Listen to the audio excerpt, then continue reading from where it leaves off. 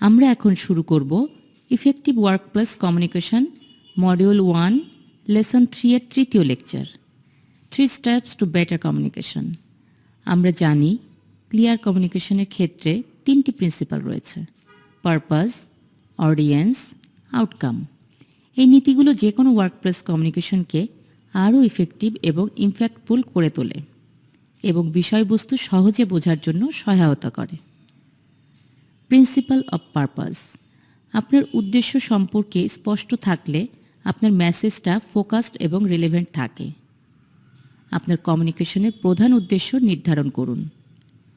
আপনি কি তথ্য দিয়ে ইনফর্ম করবেন, নাকি পারসুয়েট করার চেষ্টা করবেন, বা ইনস্ট্রাকশন দেবেন, নাকি কোনো ফিডব্যাক চাবেন? নিম্নলিখিত গাইডিং কোশ্চেনগুলো আপনার কমিউনিকেশনের পারপাস আরও স্পষ্ট করে তুলবে। স্টেপ 1, আন্ডারস্ট্যান্ড ইয়োর পারপাস, বা আপনার উদ্দেশ্য বুঝুন। আপনার ডকুমেন্ট বা মেসেজের উদ্দেশ্য কী? আপনার মেসেজের প্রতিক্রিয়ায় পাঠক বা গ্রাহকের কী অ্যাকশন নেওয়া হতে পারে? আপনি কিভাবে সেই বার্তাটি পৌঁছে দেওয়ার সিদ্ধান্ত নেবেন? আপনার উদ্দেশ্যকে কি একটি বাক্য সংক্ষেপে বর্ণনা করতে পারেন? Principle of audience: the audience of your message makes all the difference. মানুষ সাবকনসিয়াসলি বিভিন্ন জনের সাথে তাদের কথোপকথন মানিয়ে নেয় এবং একইভাবে লেখার ক্ষেত্রেও সেটাই হয়।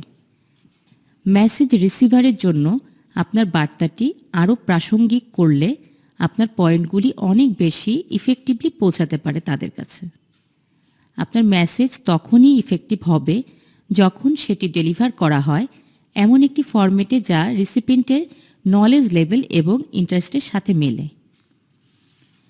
নিম্নলিখিত গাইডিং কোশ্চেনগুলো আপনার অডিয়েন্সকে আরও বুঝতে সহায়তা করবে।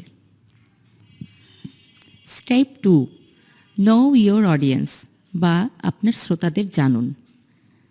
আপনার অডিয়েন্স কারা? তারা কি জানে?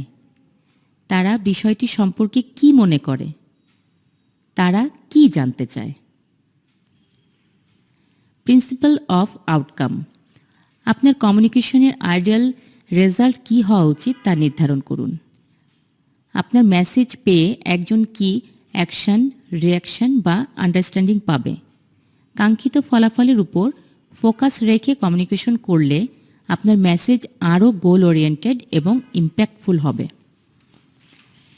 নিম্নলিখিত গাইডিং কোশ্চেনগুলো আপনার অ্যাপ্রোচে আরও স্পষ্টতা আনতে সহায়তা করবে। Step 3, decide on the outcome and how to get there, বা ফলাফল নির্ধারণ করুন এবং সেখানে কিভাবে পৌঁছাবেন তা ঠিক করুন। কমিউনিকেশনের প্রস্তুতির সময় এই দুটি অ্যাপ্রোচের একটি কনসিডার করুন। If you aim to inform, আপনার বিষয় সম্পর্কে আপনি কোন মূল পয়েন্টগুলো তুলে ধরতে চান তা নির্ধারণ করুন এবং সেগুলোর উপর ফোকাস দিন।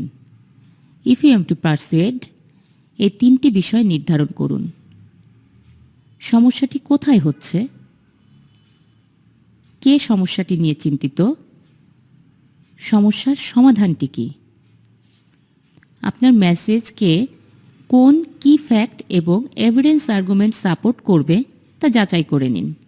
অপ্রয়োজনীয় তথ্য বাদ রেখে কমিউনিকেশনটি এগিয়ে নিন। পুরো লেকচারের বিভিন্ন পয়েন্টগুলো আরেকবার দেখে নেই।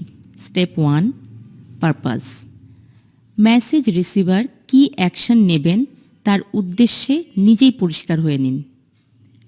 স্টেপ 2, অডিয়েন্স: মেসেজ রিসিভারের ইন্টারেস্ট এবং রিলেভেন্স মাথায় রেখে আপনার মেসেজের মূল বিষয়গুলো তুলে ধরুন। স্টেপ 3, আউটকাম: আপনি যে ফলাফল চান তা ডিফাইন করে নিন, যেমন অ্যাকশন, রিয়াকশন বা understanding. Thank you for your participation in this lecture. এর পরের সেশন অ্যাক্সেসের জন্য অনুগ্রহপূর্বক এই ভিডিওটি দেখা শেষ করে ভিডিও প্লেয়ারের নিচে স্ক্রল করে কমপ্লিট বাটনে ক্লিক করুন। See you in the next lecture.